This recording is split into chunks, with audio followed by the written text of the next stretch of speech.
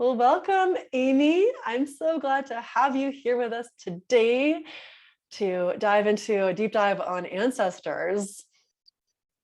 And I'm going to just do a little introduction for Amy so we know who Amy is and what we're about to do here. So this is Amy Gillespie Dougherty, and she's on a mission to change the way we experience our ancestors. She's the lead author of the Ancestors Within book series, which recently won the Golden COVR, the Coalition of Visionary Resources Award for the Ancestors Within journal and journals and anthologies. She is passionate about ancestral eye reading and helping young people understand their gifts and how to work with unresolved ancestral traumas. She often finds herself answering the question, why can't my child hear "I love you" from me? That's a good one. Well, so welcome. We're so glad to have you with us. Is there anything I left out about that you'd love to share, or did we kind of cover? Thank you. I think you did terrific. I'm super excited to be here with you and to meet your folks and tell them a little bit more about what's possible with meeting their ancestors. Wonderful. Yeah, I'm super excited and fascinated too. So the way you came into my world is that I am part of a collaborative book with the same publishing team with Laura DeFranco. And I think you just kind of popped into my world. So I love the anthologies that come through that publisher. And I'm really excited for the one I have coming up, the Wealth Codes one coming up. And so I think I got like maybe on your Book Angel team or something, and I just adore it. So long story short, your most recent one, your book number 3, has been part of my book club on Insight Timer. And we've been enjoying going through the stories and going through the tools we can use to connect with our ancestry in a variety of ways. And I have an eye reading coming up with you. I just have to take a picture of my eye so you can read it, which I'm super excited about. So I know there's just so much richness to kind of dive into about all of this. And I kind of just want to start out by asking first, how did you get really, to begin with, interested in ancestry in general? You know, how was ancestry the spot, like the focal point for you? Thank you. Well, I'm adopted, and I was adopted through Catholic Charities as an infant. And so I was the runaway queen child, right? I mean, I think I ran away like 5 times by the time I was 7, and I was determined to find my family. I wanted to know who I was. I wanted to know who they were. I wanted to know where they came from. But really, what I learned over the years is I was really looking for myself. Who was I? Where did the gift for writing and music come from? Where did the brown eye and blue eye come from? And so ancestry was always tapping on my shoulder in the background.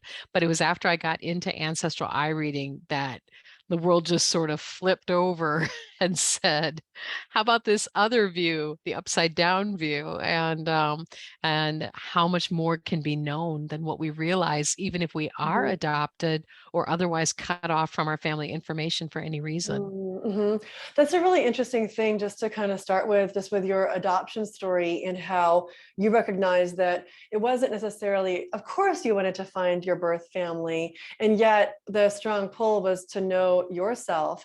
And I feel like that can also happen with people who feel like the black sheep in their family. Like, why am I so different? It can feel very painful even to be, you know, a birth child and to feel so different from your people, or feel like your parents or your family, they don't get you in a similar vein. It really is knowing ourselves. And I love how you bring that. It really caught my eye. It was like one of the first sentences in your book where you talk about like what's unique to you, you know?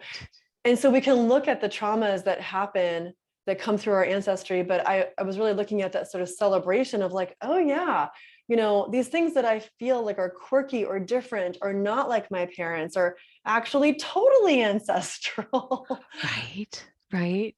It's so true. And two siblings can have an entirely different experience because they're tied to completely different ancestors. Mhm. All of us come through our parents to get here, but then based on birth order and a number of other factors, we are really tied into this mutual ancestors. And I think the great example of that is there was a girl who did a science project where she compared 44 of the US presidents' genealogy. She did this science project with her grandfather to discover that 43 of the 44 US presidents came from a common ancestor in England, King John, who was kind of the bad guy, King Richard's brother. Right. And I'm actually from that family line as well. But even both Clintons, and the only president who was not, somehow tied into that family line was Buchanan. Mm. And so think how different every one of those presidents was Mhm, over mhm. all the years, and that they all had a common ancestor that they didn't realize they had.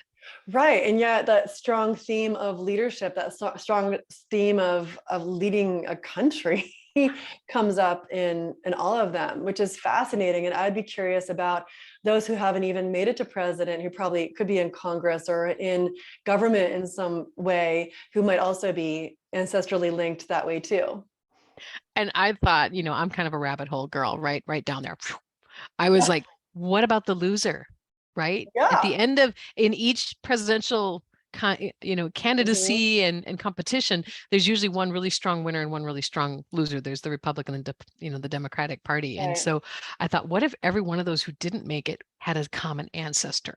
That's fascinating, right? For all their Right? differences, right? The commonalities. Mhm. I kind of like that too, because it really sort of links our commonalities as well, right? Even with Right. those who we feel are so different than us.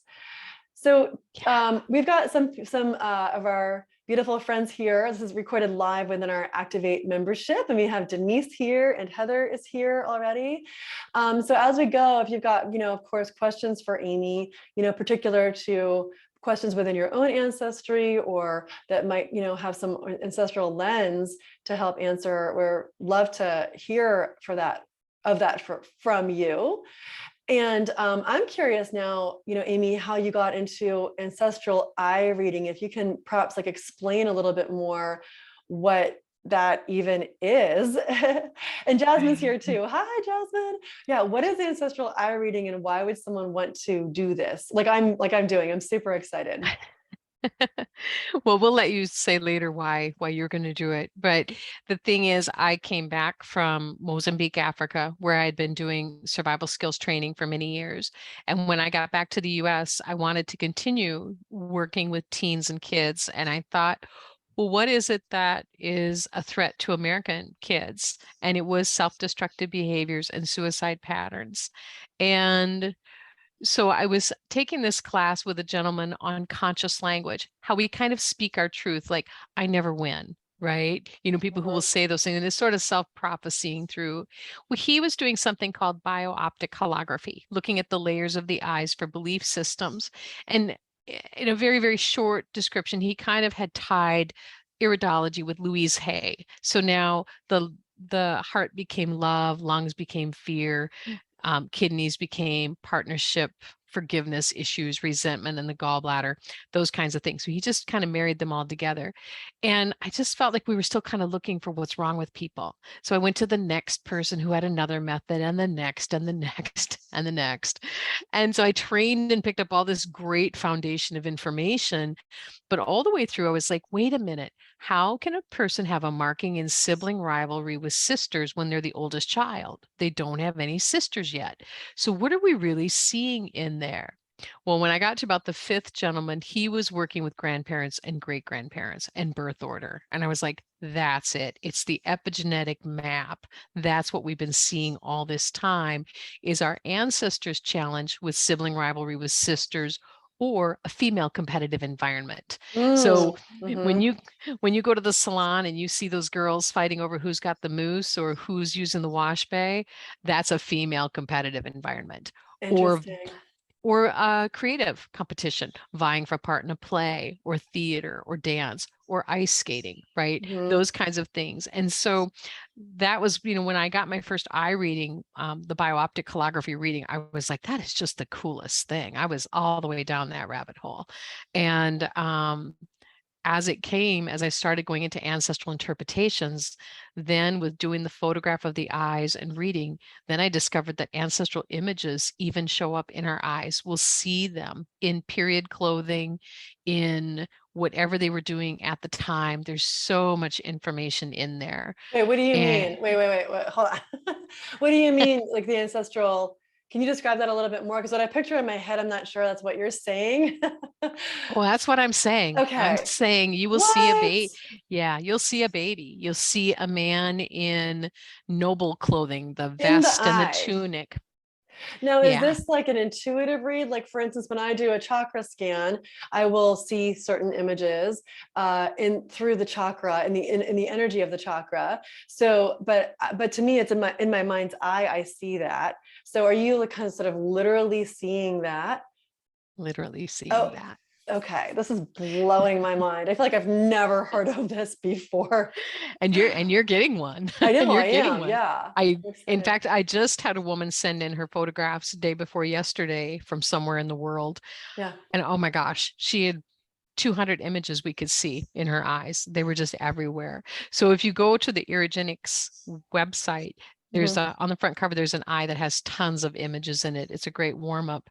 But there's Mm. also a gallery in there of pictures we've taken where you can see the Scottish woman in her blouse and skirt, or the man Wow. who's walking with like a lunch bag in his left hand. And that's why we capture the image. That's why we take the photograph, because there's sort of an energetic to it, as you mentioned, an intuitive part. You'll be looking at one image in an eye, and then maybe a week later you go back and you can't find it. It's the Mm. same photograph. It hasn't changed, but for some reason you're picking up a different image at that time, or a Mhm. different one, or a different one.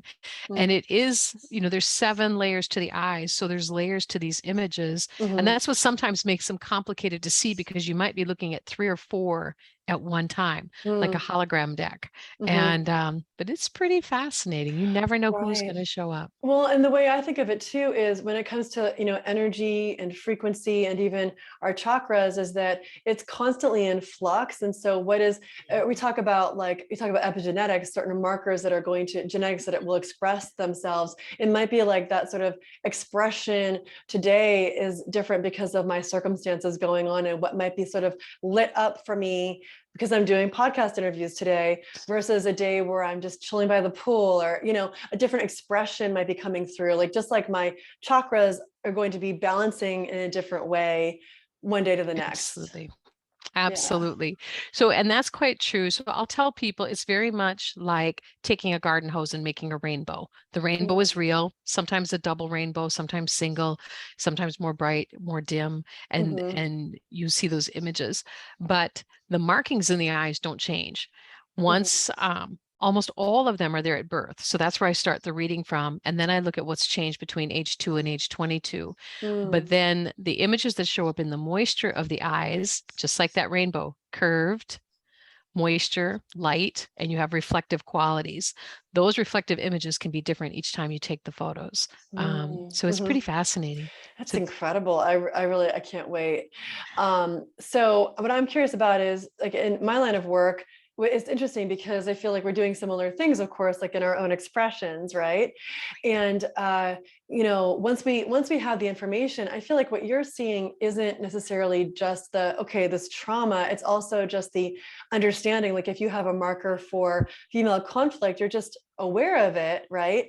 My right. curiosity would be, knowing that, then, like, what do you do with that information? Let's say that I have, always struggled with female friendships, and now I understand, okay, I have this marker through my genetics. Well, Right. now what is that kind of the next question? Right. It's a great question. So it's very true. So what I feel like we're reading when we look at the eyes is we're looking at what is available during your lifetime for healing or resolving, and what's available for expression, the gifts and abilities and talents, right? Mm. So sometimes you may see, a beautiful woman dancing, or you may see athletic ancestors in leotard type clothing, maybe doing something like trapeze or Cirque du Soleil. I mean, there's a little bit of everything that goes on in there. But as you said, why are they, what do they share with us? So imagine an ancestor who got locked in on a ship, whatever, 1785, because a door or window malfunctioned and they couldn't get out. And they're banging on the door saying, help, help. Can somebody hear me? Can anybody hear me? Now you're a kid at the library and you go to come out of the bathroom and the doorknob comes off in your hand and you're stuck in there and you're banging on that door. Help, can somebody hear me? Can somebody hear me? Right? But as you said, the thing is, how do we resolve them? How do we take that energy out? So the dynamics of the situation will repeat. If it's unique, bizarre, weird, or happened up to age 8 to 10, it's ancestral. And so it's there for resolving. Well, nowadays, we have these. We have our handy dandy cell phones, whereas normally we might be totally panicked banging on a door. We now just grab our cell phone and call for help. Just knowing that you're back on an ancestral trigger point is 90% of the game. Because I now agree. you get in that female competitive moment and you're like, oh, that is so ancestral. You 4 just o'clock know. Yeah. left eye, right? And I'll tell you a story that I did in the books that's very brief, but we have a common publisher with Laura. Right. And she and I one morning were going back and forth on text about book titles. And we were going back and forth, back and forth. And I was saying, how about this? And then she'd be like, well, what about this? And I'd be like, what about this? And I was going, oh my gosh, I don't even want to send her another because she's not going to like it. And I'm like, Amy, 3:30 left eye. No matter what I do, it's not good enough for that woman. I know this one. And so I Wow. stopped and I said, okay, what can I do to interject this? How can I change the trajectory going on here? Because it's me who's getting hot, right? She doesn't like my titles. So I texted her and I said, texted, my ancestors didn't have text. I said, hey, can we just let this go today? Can we pick it up tomorrow? Sure. She wasn't anywhere in this moment with me. It was mine. It was all mine. So that is your 90% factor right there, is just realizing and deflating the energy by not having the hot response immediately for just a moment going, wait, this is ancestral. I have a different option here. What is it? And give yourself time to breathe through it. Yeah, it's pretty wild. Yeah. Yeah, that's so interesting. I'm curious what your thoughts are, not, whether that you don't have to know this or not. It's sort of up for discussion, I suppose.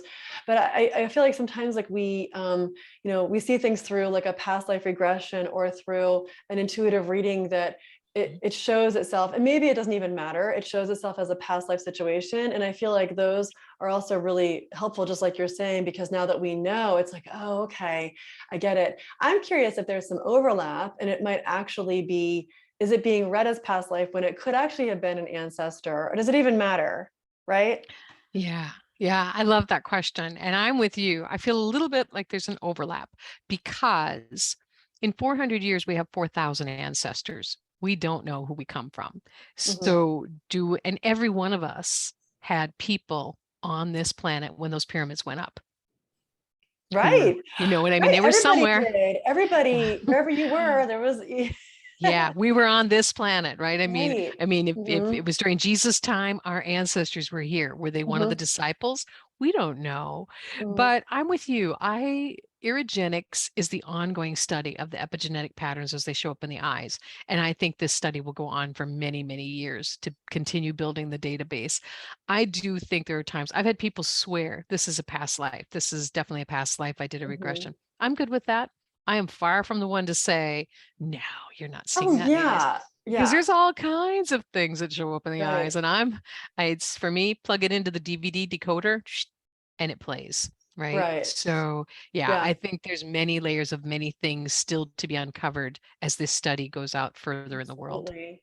Yeah, and I'm curious, and I see Evelyn's here too. Hi. For those of you who are here, if you have any sort of stories of your own around this, around a connection to an ancestral line where you're like, oh yeah, I recognize this, or a recognition of like your own talents and gifts that, might have been, there might have been some fear putting them out there in the world, but clearly it's like your soul's expression, like, and it fully. I mean, it's interesting. It's just, yeah, it's been interesting just even thinking about, because I don't really know, to be honest, for me, much past my own grandparents. I just don't have a really good feel, beyond them personally, but I do look at them. I look some of the patterning even from, my parents and their siblings and my grandparents, and I can see the patterns. So it's just fascinating to see, when when you think about going back to the time of the pyramids, the time of Jesus.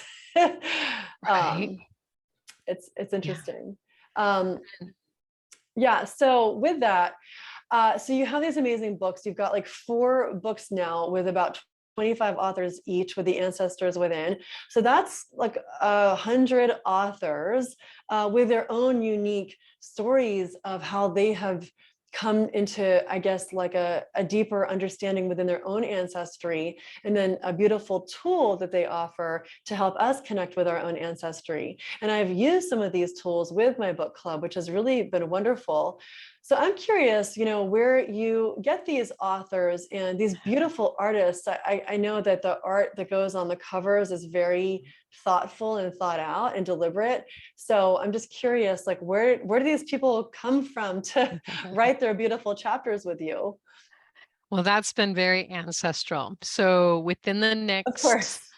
next 60 days, it will be the full series will be out. All 6 books, including 2 journals, will all be Ooh. published by September 15th to 20th. They'll all be out.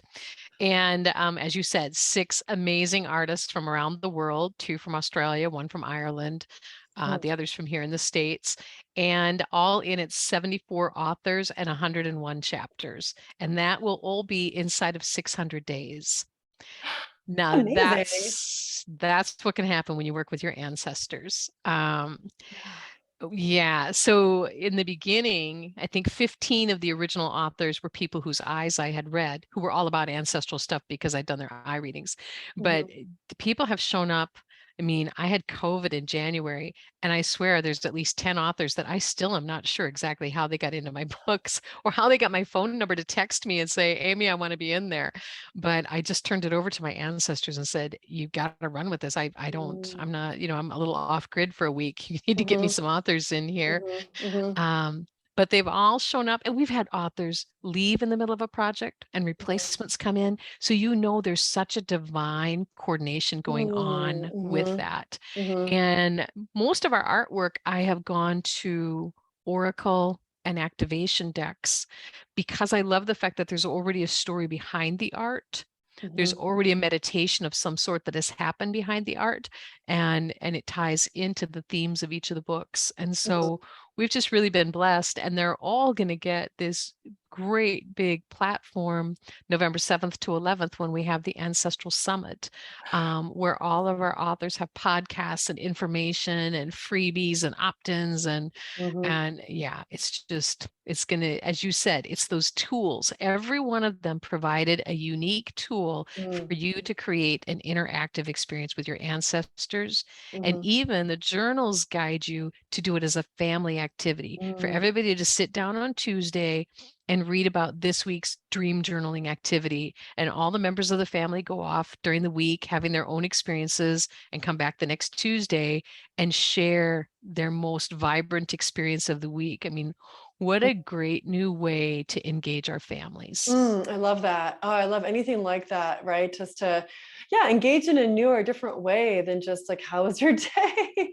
Right? And what I love that you're talking about is just that idea, we talk a lot about this in the intuitive space of surrender and trust. And I feel like it's like a constant reminder of like trusting our guides, trusting our ancestors, just like you've talked about with your books. And when you're kind of leaving it up to this team greater than yourself, it's like it's never meant to just be you.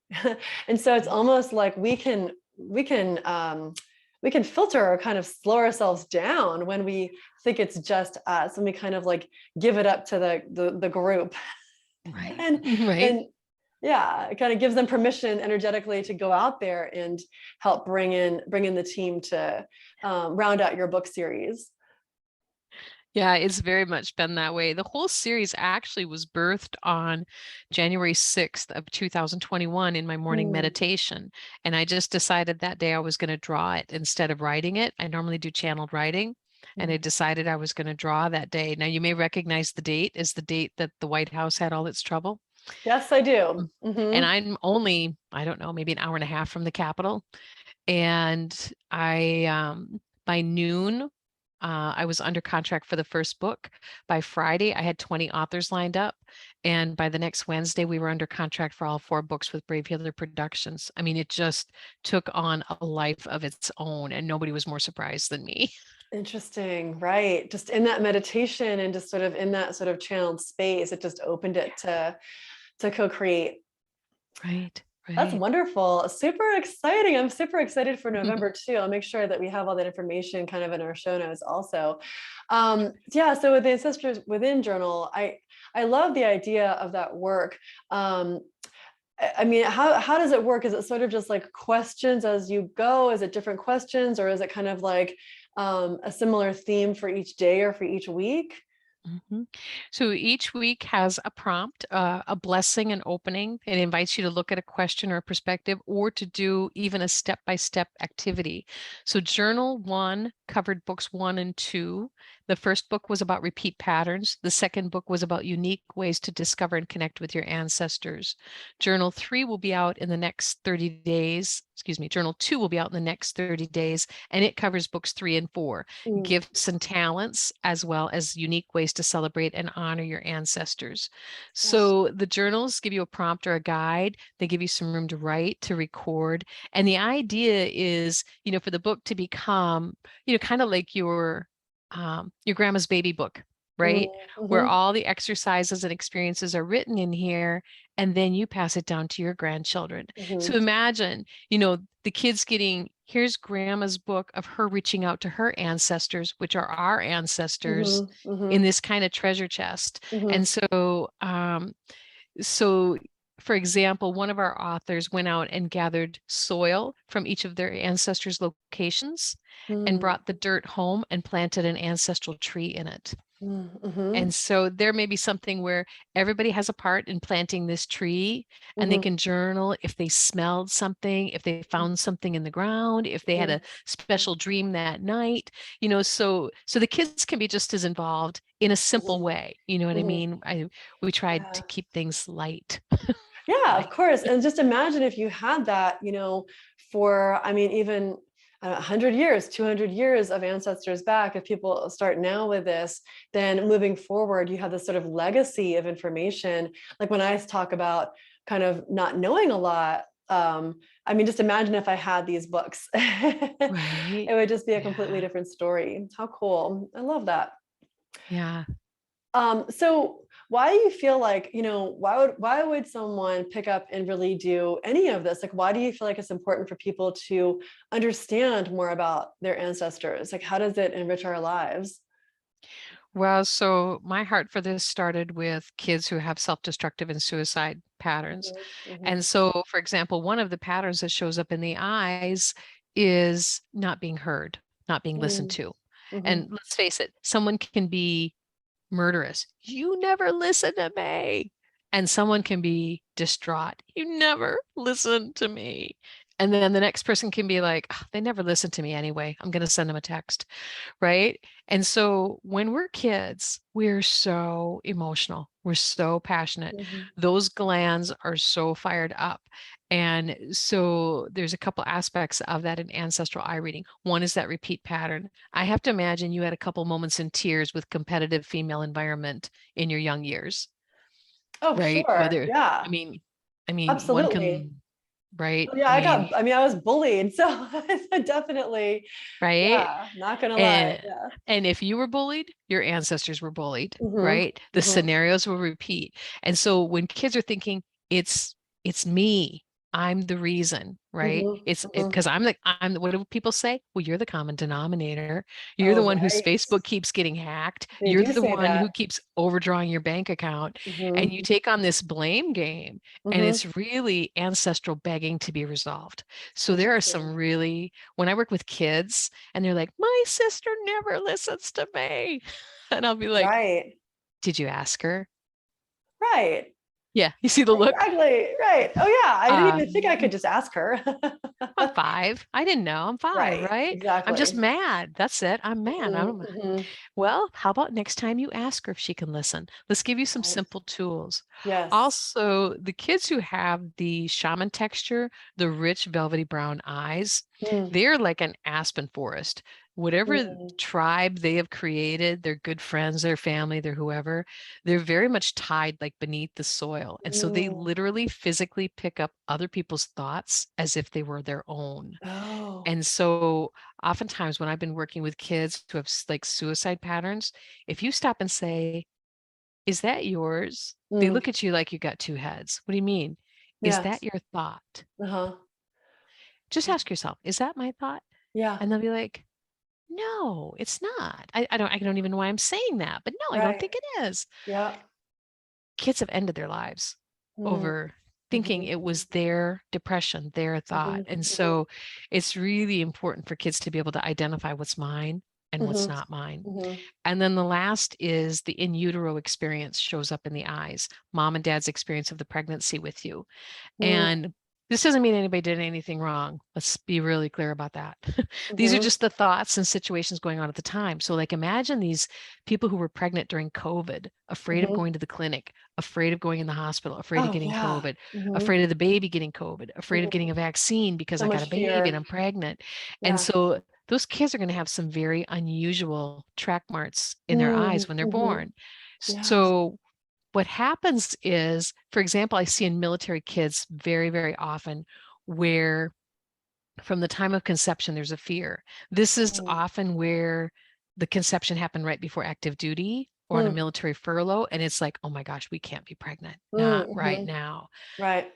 At that time, the baby is 1 cell, 2 cells, 4 cells, 8. It's Yeah. weaving into their very fiber that they're not wanted. And Mhm, mom and dad say, we love you. And they're like, mhm, I hear the words, but I'm mm, not getting it. mhm, And what it is that at that time there was kind of a pushback to being pregnant. And it mhm. just imprints all over the child a feeling of not being wanted, or that things are their fault, or that there's Yeah. something wrong with them. And Mhm, again, mom and dad didn't do anything wrong. The child just needs to understand that in that time, the pregnancy was really frightening. But then when they felt the mhm. baby kick, then they felt this immense love. And Right. so that deep feeling that they're feeling is a cellular memory. It is true. Mhm. That's why they keep going back to that thought, Right. but park it where it is. It was Yes. COVID. It was weekend Exactly. furlough. It was a tornado. I mean, sometimes it has nothing to do with anything, Mhm. but the child can't reconcile why their intuition is telling them one thing Right. that they Right. can't understand. And Right. I had a Navy admiral come up to me at a show one time and he said, Amy, you have got to keep doing this work. He Yeah. said, this conversation never Mhm. happened in 5 years of therapy, and we lost our son to suicide. Oh my He gosh. says, I know, Mhm. I know. He said, I was furious with his mother when she got pregnant. Mhm. We Mhm. never even thought to look there. We never looked under that rock. And he said, Right. Yeah. Yeah. People you've don't. got to do this work. Mhm. Yeah. Yeah, I was just thinking that as you were talking about these aspects, I was really just thinking that, like, I know we have this podcast right now, and just, I mean, I'm sure I just see the more you could be like on YouTube and kind of repeating this stuff. Like one time, it's like, no, keep saying this. I feel like it's just Right. so important because we all have stuff like that, and when we can recognize, like, it might not come, it might be something that's just, I don't want to say it's so simple as, but I mean, Right. look at how something that could just literally be, the situation at the time with your parents, and maybe their money issues, or a natural disaster, or it has nothing to do with anyone. It could, but it doesn't Yeah. have to. But it And doesn't then have we to. carry these things because it's literally imprinting into the 4 cells that we be. Right, Yeah, right. it's so important, Exactly. right? And that It question you're is. asking, like, is this mine? I feel like it really helps answer that question of, kind of what we started with is, if you have your child who can't hear "I love you" from me, Right. that it might not even be about the two of you. It might be about something that happened when they were conceived. I'm not sure if you froze there for a moment. I'm gonna see if you come on back while I kind of just take a look at our comments. So yeah, Heather, I see you just kind of coming in there with understanding the generational trauma. Exactly. Just recognizing it. Like these eye readings are just fascinating that way. Oh, am I frozen too? Let me just see.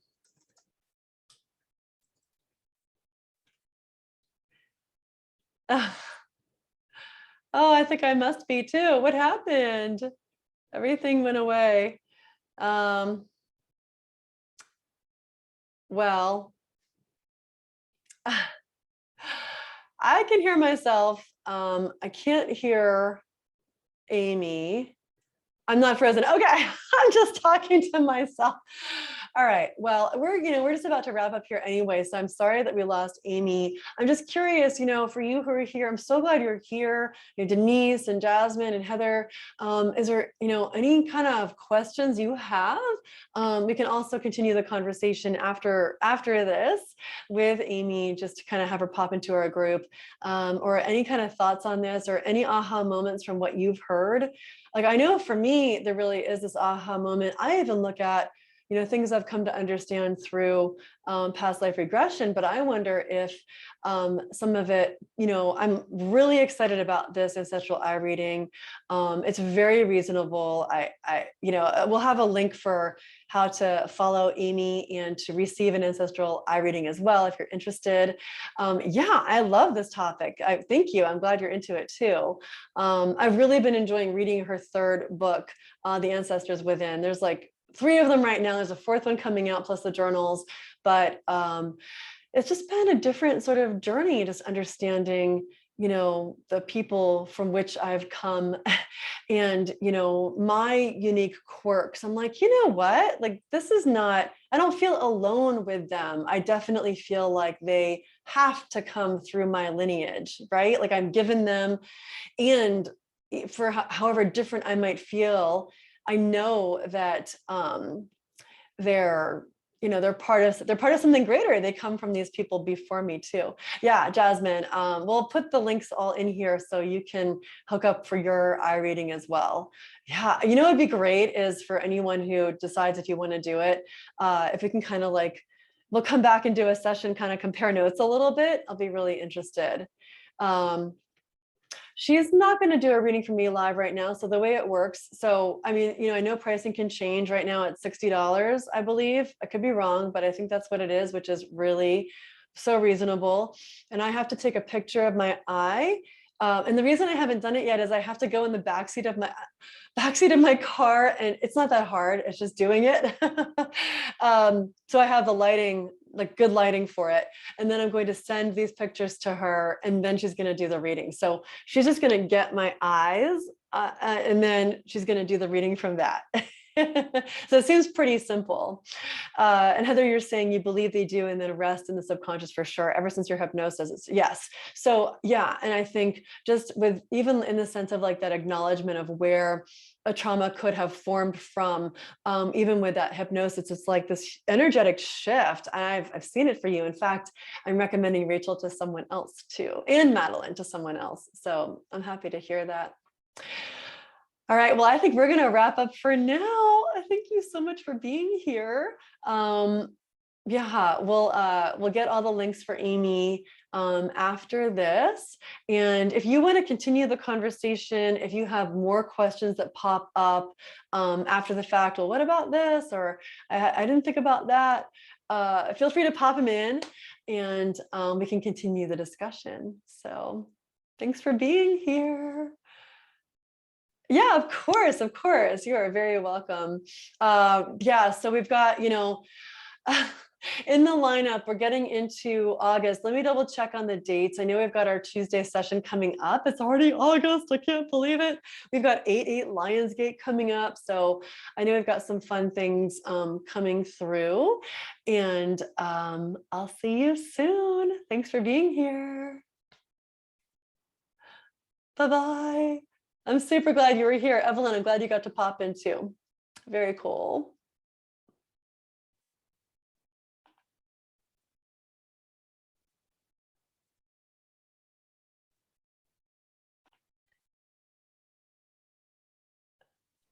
Yeah, So so I I was love. just saying how just it's so fascinating what we can learn and kind of take the pressure off when we know what's coming through our ancestors. Absolutely. And as you were just saying, so many times it's not our fault. That moment of no matter what I do, it's not good enough for that woman. For that Mhm, person who's like, no matter what I do, it's not good enough for that woman. They could go home and be popping pills. And there's just no, it's there for healing. It's there for mhm. resolving. That's It's hitting beautiful. every one of your buttons because it hit your ancestors' buttons in Mm, 1755. mm, Right. So it's hitting you harder than your sibling. And your mhm, sibling's going, what's wrong with you? mhm. Well, let's just level it out. That's so Let's just feel helpful. the That is so just healing. It really is. feel. Yeah. Yeah, yeah. And you know what? Our ancestors are back there. We do something great. They're like, yes, whether Mhm, we know who they are or not. mhm, And when something happens that is like we didn't choose love and self-awareness and it just went bad. Our ancestors back there going, "Oh, that was me, 1655. I was on a mhm, ship going to Taiwan." And they're like, "I'm so mhm, sorry." They mhm. really do want to help us heal. So Right. do some Well, interactive reach out. beautiful. It's such a beautiful note to end on. I just want to thank you so much for this beautiful, rich discussion. And I know we'll have in the show notes how to reach you, how to receive an ancestral eye reading from you. So, is there anything else you kind of want to leave our listeners with before we go? Your ancestors have waited your whole life for this moment. They've waited for you to reach out to them to know Mm, who they are. And you'll never be able to prove it. But all of a sudden, the college you couldn't get into, the relationship you couldn't find, the money you didn't have, the missing family documents, these things just start shifting and happening. And you're like, all of a sudden, out of nowhere. But in fact, it's that ancestral support that's always been back there. And so it's mhm, there for you to tap. And they definitely want to see you heal and love and be wonderful. And if you've got kind of crumb family and ancestral situations right here, just jump back. Jump back to the first ones you don't know and mhm, love on them. mhm. Love on those ancestors from 1488 that you know Yes. nothing about, and just pour all the love you can on them for the life they lived, for the lack of decisions, the complications, and just watch how things start moving. It's really That's pretty so wild. so beautiful. Thank you so much for that. Well, I just appreciate your time so much. Thank you. It has been such a pleasure, Amy. Thank you. It's been great being here. It's been great having you read and review our book. Oh my gosh, And my pleasure. it's Thank you. and I'm so excited you're on our back cover of volume 4. I Yay! know, I'm so excited. It's my first back cover Yeah. review. I feel so special. I love Oh, it. I I'm can't wait. I'm going to be glad. celebrating that and your upcoming summit. So we'll have all that information for those who want to get in on that. Well, thank Terrific. you. Thank you so much. Bye bye.